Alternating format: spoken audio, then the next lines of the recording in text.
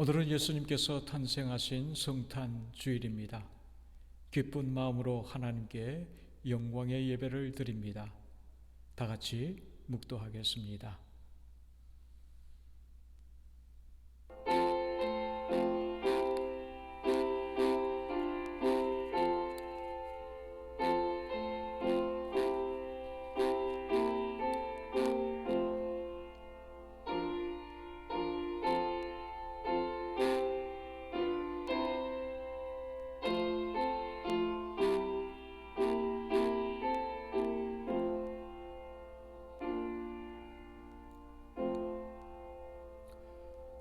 보라내가 만민에게 미칠 기쁜 소식을 전하노라.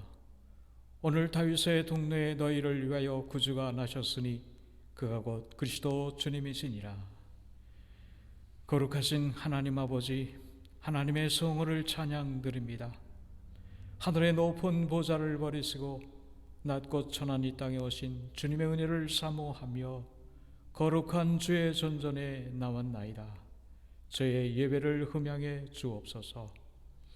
오늘 이 시간 저희의 심령 속에 대운 시온의 대로를 열어주시사 하늘의 복과 주의 은혜로 저희의 심령을 채워 주옵소서. 예배 처음 시간입니다. 마치는 시간까지 성령께서 예배를 주장하여 주옵시고 하나님 홀로 영광받아 주시옵소서. 모든 것을 주께 의탁하옵고 거룩하신 예수님의 이름으로 간절히 기원하옵나이다. 아멘. 사도신경으로 하나님께 신앙 고백 드립니다. 전능하사 천지를 만드신 하나님 아버지를 내가 믿사오며 그 외아들 우리 주 예수 그리스도를 믿사오니 이는 성령으로 잉태하사 동정녀 마리아에게 나시고 본디오 빌라도에게 고난을 받으사 십자가에 못 박혀 죽으시고 장사한 지 사흘 만에 죽은 자 가운데서 다시 살아나시며 하늘에 오르사 전능하신 하나님 우편에 앉아 계시다가 저리로서 산 자와 죽은 자를 심판하러 오시리라. 성령을 믿사오며 거룩한 공예와 성도가 서로 교통하는 것과 죄를 사하여 주시는 것과 몸이 다 사는 것과 영원히 사는 것을 믿사옵나이다. 아멘. 하나님께 찬송드립니다. 122장 찬송입니다. 122장 찬송 부릅니다.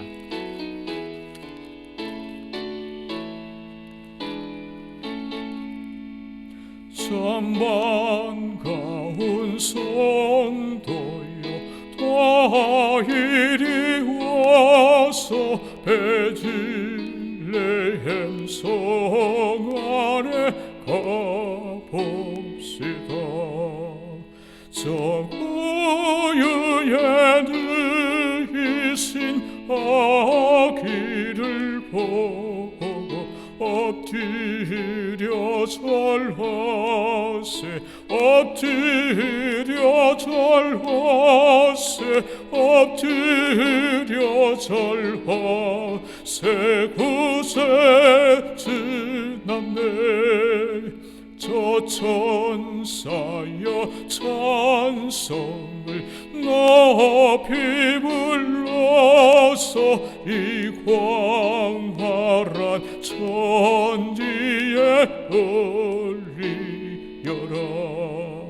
주 하나님 앞에는 영광을 돌려 엎드려 절하세 엎드려 절하세 엎드려 절하세 구주 나셨네.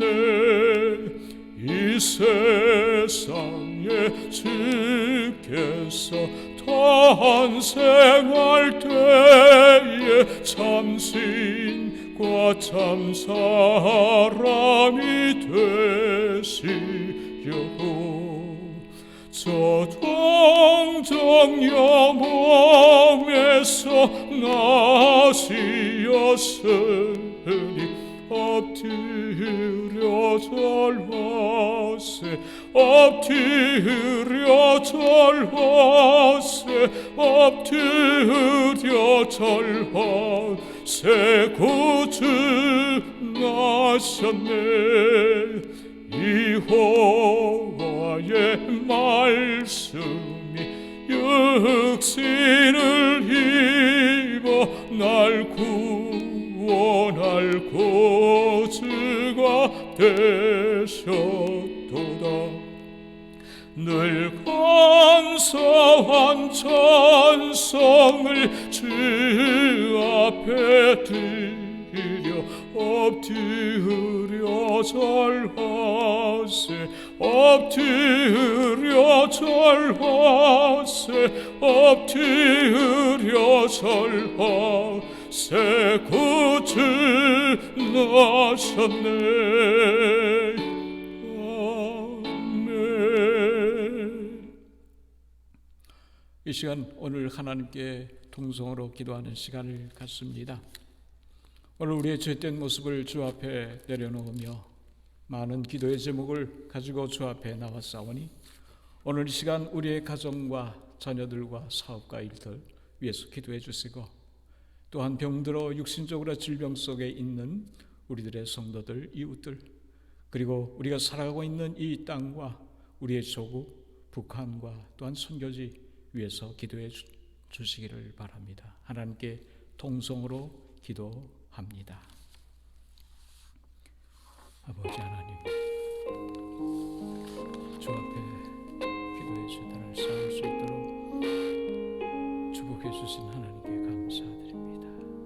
이 북한 죄인 교만의 마음 갖지 않게 하시고 또한 세상의 것을 미련두지 않고 오로지 주님만 바라보시도록 저희 마음을 주장해 주시길 바랍니다. 흑된 모습과 악함을 제해 주시고 정결한 모습으로 하나님을 섬기는 귀한 시간이 되도록 주님 축복해 주시기 바랍니다. 아버지 하나님 정결한 모습으로 하나님께 영광의 예배를 드리고자 원하오니 성령께서 제 마음을 주장해 주시고 정결한 모습으로 하나님 말씀을 전파하도록 축복해 주옵소서. 아버지 하나님 또한 우리들의 사랑하는 부부들을 위해서 기도합니다.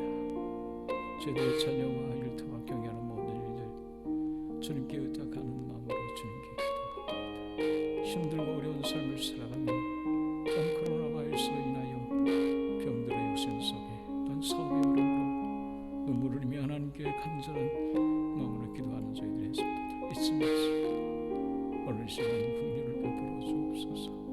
저희들의 자녀에게 지혜와 믿음과 명철을 주셔서 승리의 삶을 살아가는 저희들이 되게 하시고 또한 사랑하는 성도들 가정 간절함마다 복되게 해주셔서 이 어려움을 믿음으로 승리하여 하나님께 영광을 돌리라 저희들이 되도록 주님 축복해 주시기 바랍니다.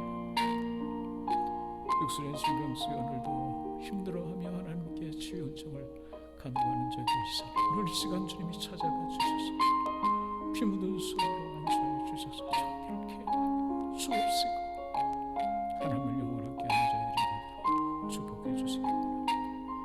오늘 코로나 바이러스의 질병 속에 온 세상과 혼란과 어려움 속에 있습니다. 고통 가운데 있습니다. 슬픔을 겪고 있습니다.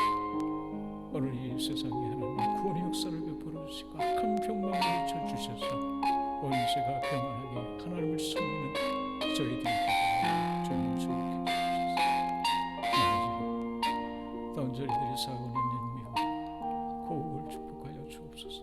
복음으로 세워진 두 민족이 아버지 하나님의 말씀과 정의와 하나님의 복음이 충만한 민족이 되도록 축복해 주세요. 세계를 이끌어가는 저희들이 되도록 주님 축복해 주옵소서. 감사합니다.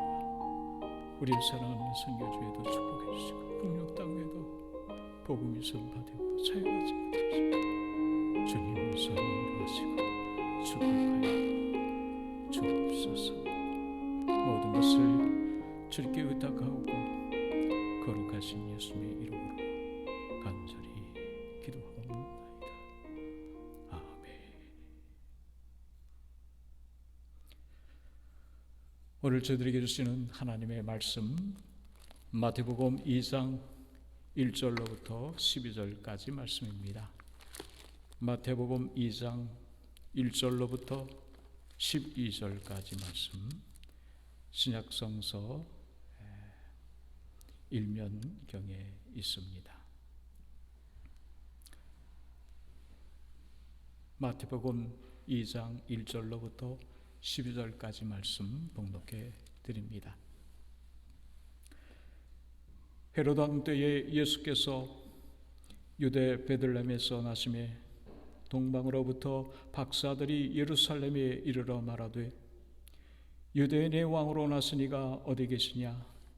우리가 동방에서 그의 별을 보고 그에게 경배하러 왔노라 하니 헤롯 왕과 온 예루살렘이 듣고 소동한지라. 왕의 모든 대제사장과 백성의 서기관들을 모아 그리스도가 어디서 나겠느냐 물으니 이르되 유대 베들레헴이 오니 이는 선지자로 이렇게 기록된 바 또 유대 땅 베들레헴아 너는 유대 고을 중에서 가장 작지 아니하도다. 네게서 한 다스리는 자가 나와서 내 백성 이스라엘의 목자가 되리라 하였음이니이다. 이에 헤롯이 가만히 박사들을 불러 별이 나타난 때를 자세히 묻고 베들레헴으로 보내며 이르되 가서 아기에 대하여 자세히 알아보고 찾거든 내게 고하여 나도 가서 그에게 경배하게 하라. 박사들이 왕의 말을 듣고 갈새 동방에서 보던 그 별이 문득 앞서 인도하여 가다가 아기 있는 곳 위에 머물러 서 있는지라. 그들이 별을 보고 매우 크게 기뻐하더라. 집에 들어가 아기와 그의 어머니 마리아가 함께 있는 것을 보고 엎드려 아기께 경배하고 보배압을 열어 황금과 유향과 모략을 예물로 드리니라. 그들은 꿈에 헤롯에게로 돌아가지 말라 지시하심을 받아 다른 길로 고국에 돌아가니라. 아멘.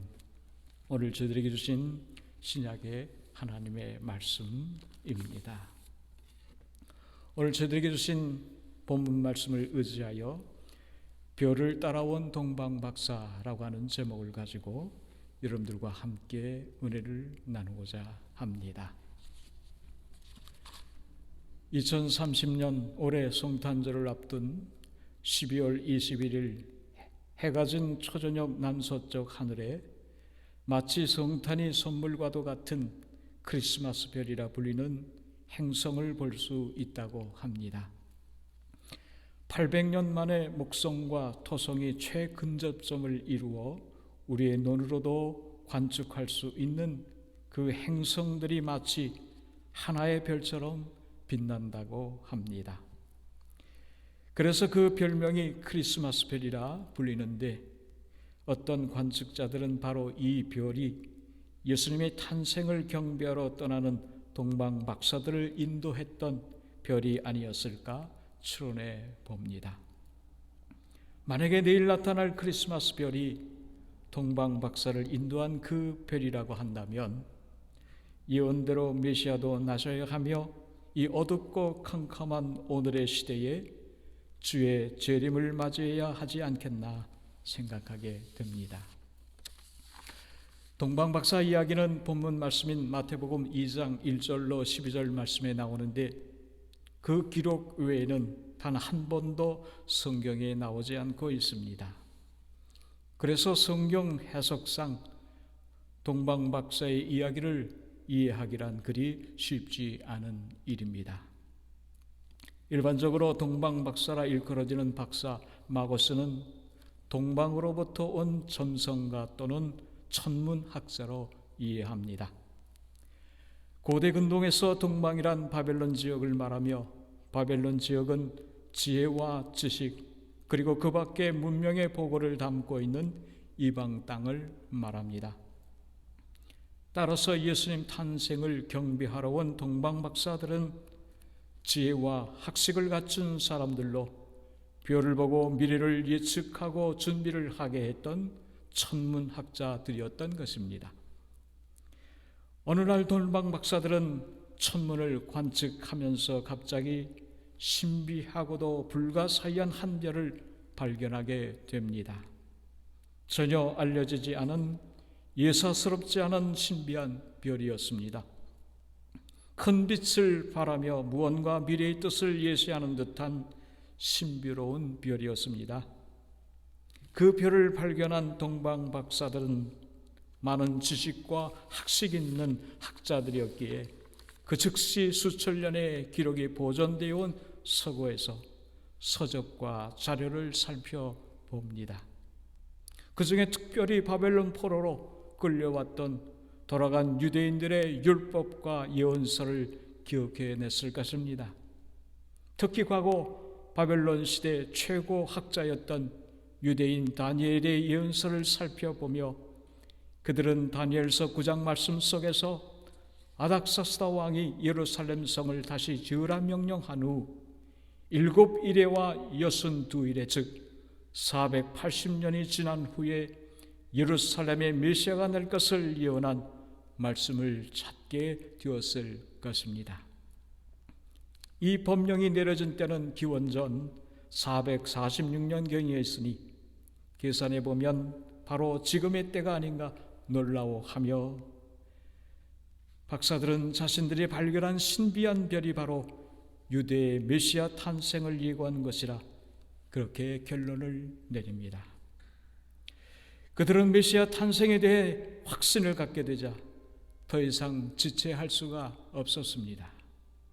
세상을 구할 메시아를 경배하기 위하여 왕께 드릴 합당한 예물인 황금, 유황, 모략을 준비하여 별을 따라 1500km의 험난한 여정을 떠나게 된 것입니다.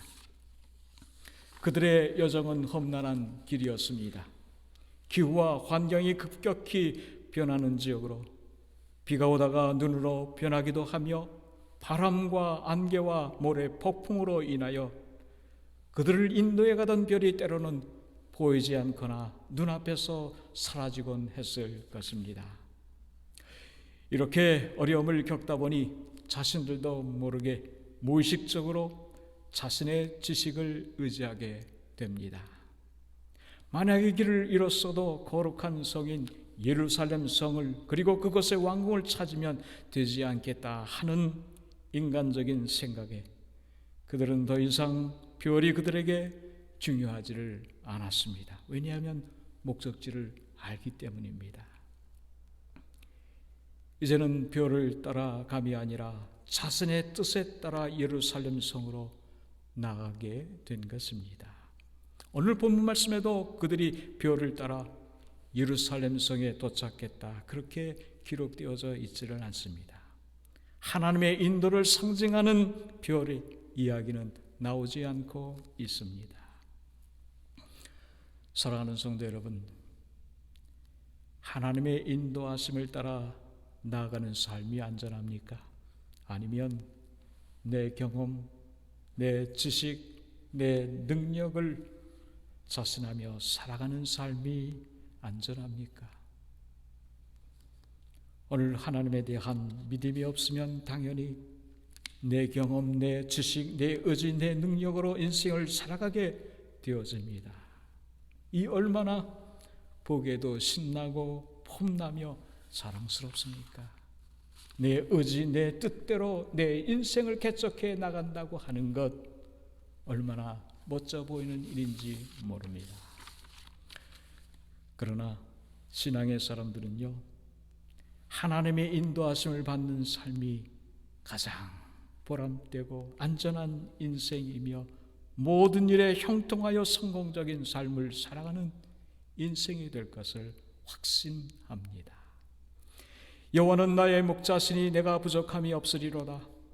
그가 나를 푸른 풀밭에 누이시며 쉴만한 물가로 인도하시는도다. 내가 사망의 음침한 골짜기로 다닐지라도 해를 두려워하지 않을 것은 주께서 나와 함께 하십니다. 맞습니다. 요셉을 보세요. 꿈을 꾸는 일로 형들에게 미움을 받아 급기야는 애굽의 종으로 팔려갔어요. 그러나 요셉은 애굽에서 비록 종의 신분이었지만 하나님의 인도하심을 조금 더 의심치 않고 의롭게 살았어요. 그는 어떤 상황이나 여건 속에서도 하나님을 의지하고 하나님의 인도하심을 받았어요. 하나님의 인도함을 받은 그는 형통한 사람이 되었다. 그렇게 기록하고 있습니다. 때로는 참을 수 없는 어려움도 겪었지만 거짓과 불의와 역정을 끝까지 타협하지 않고 의의 삶을 살아갔을 때 하나님께서는 결코 그를 잊지 아니하셨어요. 그리고 놀라운 축복의 길로 인도해 주셔서 애굽의 두 번째 높은 자리까지 높여주셨던 것입니다.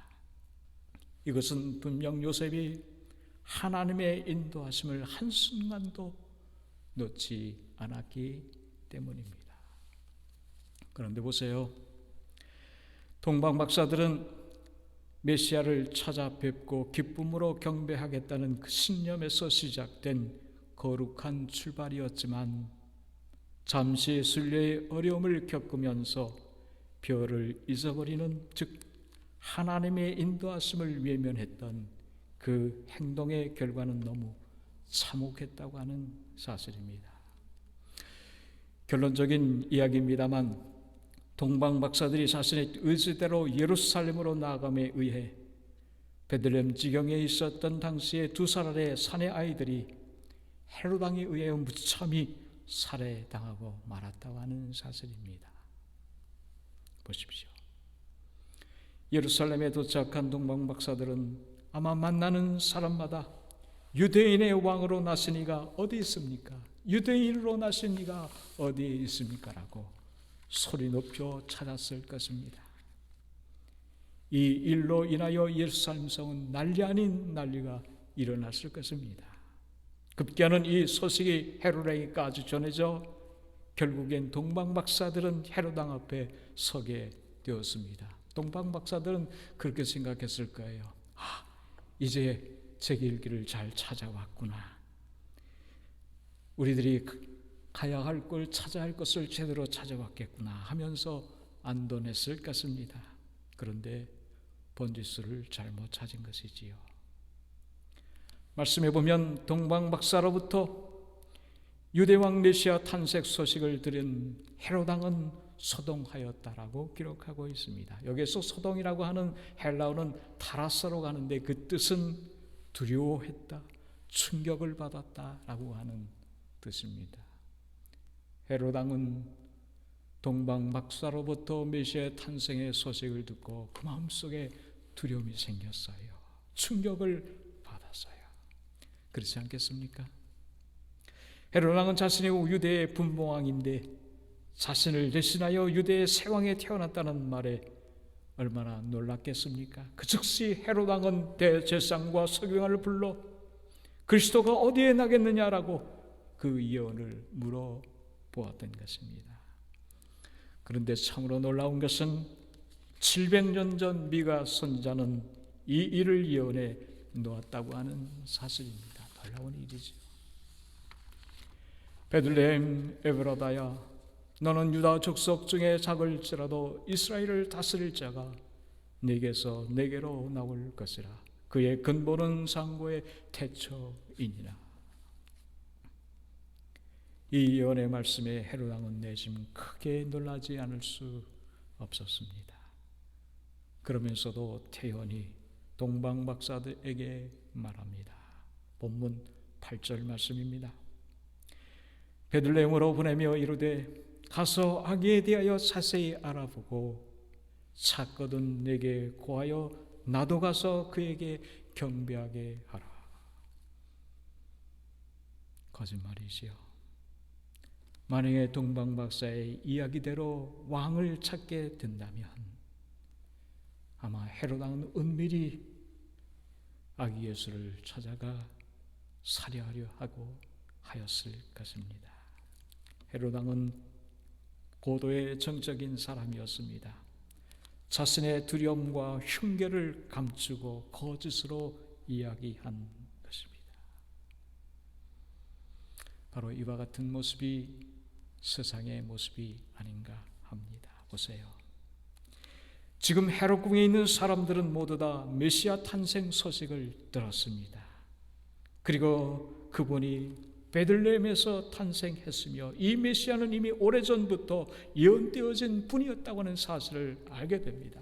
그런데 이상한 것은 그 누구도 동방박사를 따라 베들레헴으로 나아가려 하지 않았다고 하는 것입니다. 오늘 하나님의 예언의 말씀을 믿고 메시아를 기다리는 사람이라면 응당 이 예언의 성취를 위해 뛰쳐나가야 했을 것입니다. 그러나 그들은 메시아 탄생을 기뻐하거나 환영하지 않았습니다.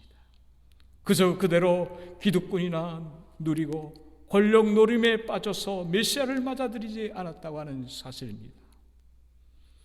그 이유는 하나님 말씀에 대한 형식적인 신앙과 메시아에 대한 믿음 없는 불신앙의 사람들이었기 때문입니다.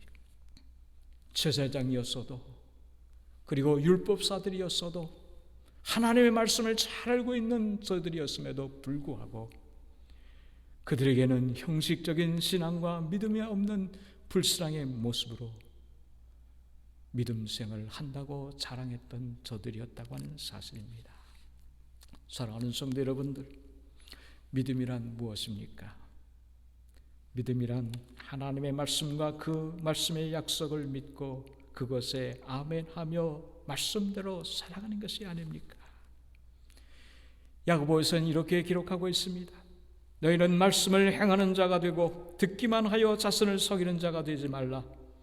자유롭게 하는 온전한 율법을 들여다보고 있는 자는 듣고 잊어버리는 자가 아니요 실천하는 자니 이 사람은 그 행하는 일에 복을 받으리라. 맞습니다.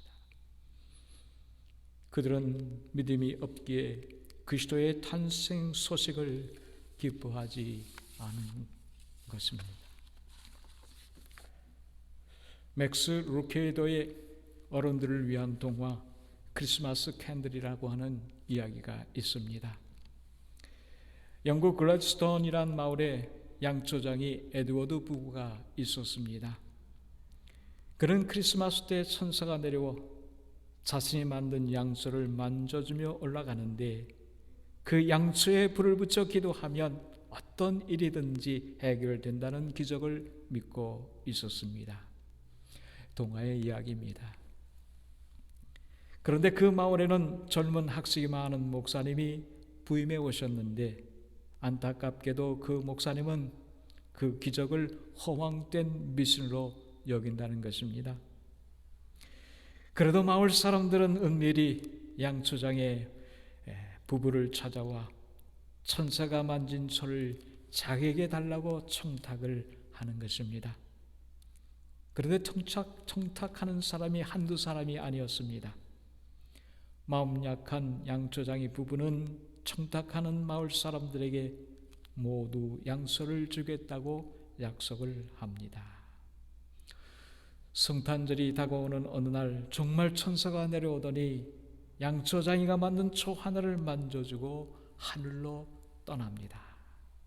그 기적에 놀라와 부부는 황급히 일어나 천사가 만진 초를 붙잡는 순간 그만 넘어져 쌓아놓은 초들과 뒤엉키면서 어느 것이 어느 것인지 알 수 없게 되었습니다.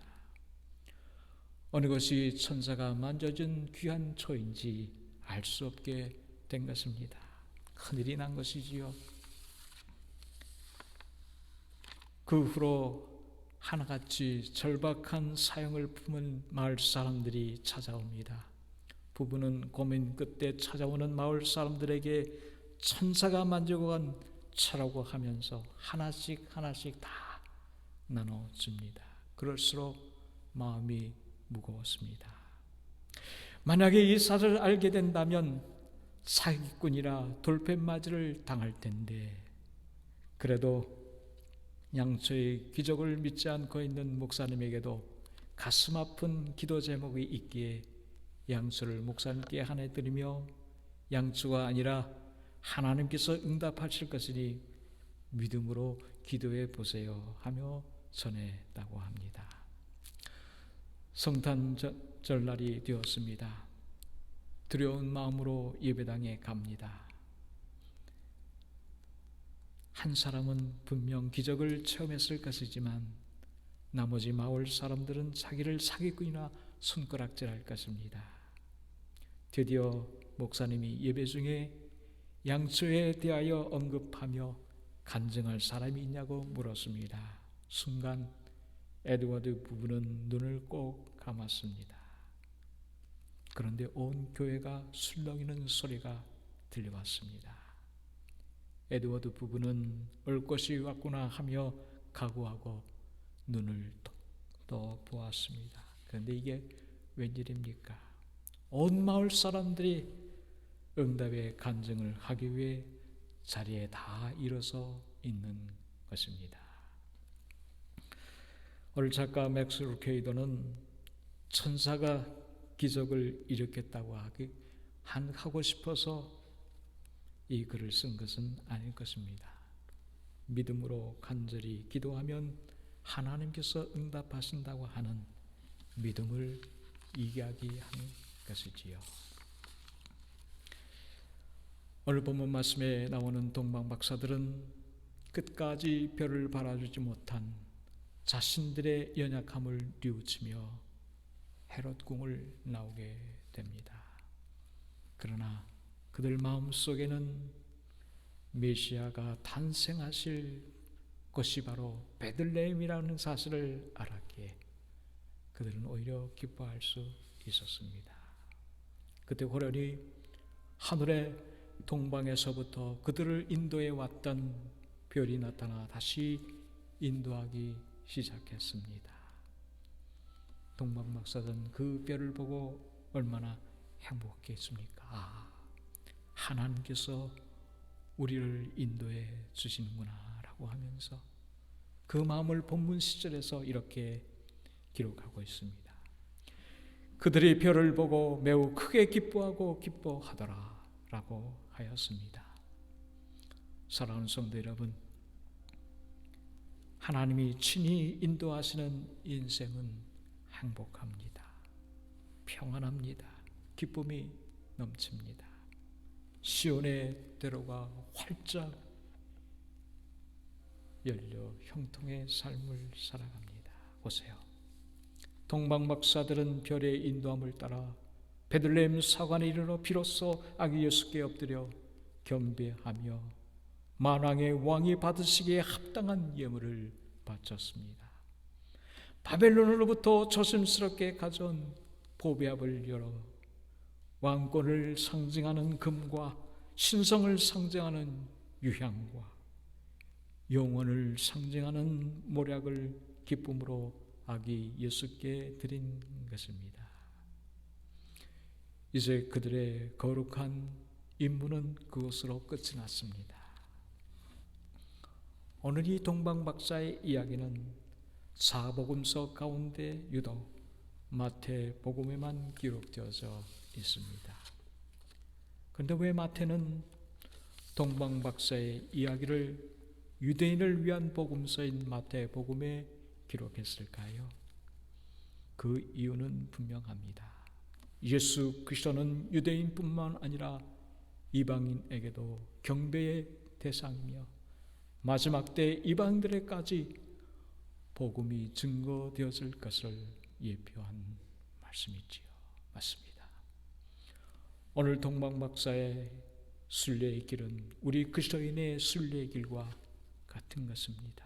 오직 예수 그리스도만, 오직 하나님만을 바라보며 험한 세상에서 오직 믿음으로 승리의 삶을 살 것을 우리에게 교훈해 주고 계십니다. 오늘 오직 예수 그리스도만을 바라보며 승리의 삶을 살아가시는 여러분과 저가 되기를 주의 이름으로 간절히 축원합니다. 기도합니다. 하나님 아버지, 험한 인생을 살아가야 될 때 저희들 무엇을 보고 살아가야 할지 알지 못합니다. 세상이 혼란하고 험악한 세상이 되어 많은 사람들이 고통과 어려움 속에 살아가는 오늘의 시대가 되었나이다. 아버지 하나님, 이럴 때일수록 오로지 예수 그리스도의 십자가를 바라보며 하나님의 인도하심과 하나님의 은혜 속에 살아가는 저희들이 되게 해주셔서 오로지 예수 그리스도의 십자가만을 바라보며 살아가는 저희들에게 선한 길과 주의 은혜로 저희들을 충만케 해주소. 더욱더 주 안에서 형통의 삶을 살아가는 저희들이 될 수 있도록 인도해 주옵소서. 믿음으로 예수 그리스도를 바라보는 저희들이 되도록 축복 주옵소서. 모든 것을 주님께 의탁하고 거룩하신 예수님의 이름으로 간절히 기도하옵나이다. 아멘. 하나님께 찬송 드립니다. 111장 찬송입니다. 111장 찬송을 부릅니다.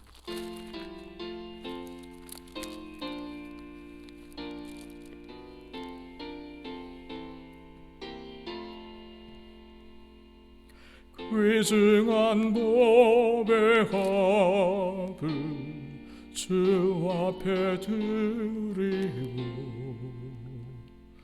우리의 몸과 마음도 다 함께 바치세. 진리는 도묘하고 사랑은 성결해. 주께서 탄생하신 거룩한 날일세. 주께서 주신 은혜 한없이 크오니 우리가 받은 것을 감사히 바치세. 기쁨은 충만하고 소망은 불변해. 정성과 마음을 다해 경배를 드리세. 들에서 밤을 새며 양치던 목자들 하늘에 빛난 영광 보고서 놀랐네. 천사의 기쁜 소식 목자들 듣고서 찾아와 경배하며 영광을 돌렸네. 기도하겠습니다. 하나님 아버지 감사합니다. 주만은 저희들을 위하여 하늘의 영광의 보좌를 버리시고 이 땅에 인간의 모습을 입어 이 땅에 오셔서 저희들을 죽기까지 사랑해 주셔서 구원받게 해주시니 얼마나 감사한지요. 이 사랑받고 있는 저희들 무엇이 이 세상의 것이 무엇이 귀하여 하나님을 외면하며 살아가고 있습니까? 저희를 용서해 주시고 다시 한번 그리스도의 십자가를 바라보며 오늘도 기쁜 마음으로 아기 예수를 찬양하는 저희들이 되도록 축복해 주옵소서. 근심 걱정 다 주께 맡겨버리고 오로지 예수 그리스도만을 바라보는 믿음의 삶을 살아가는 저희들이 되게 하옵소서. 지금은 우리 주 예수 그리스도의 은혜와 하나님 아버지의 무한하신 사랑과 성령님의 교통하심이 사랑하는 모든 성도들 머리 위에 지금부터 영원토록 함께 하시기를 주 이름으로 간절히 축원하옵나이다. 아멘.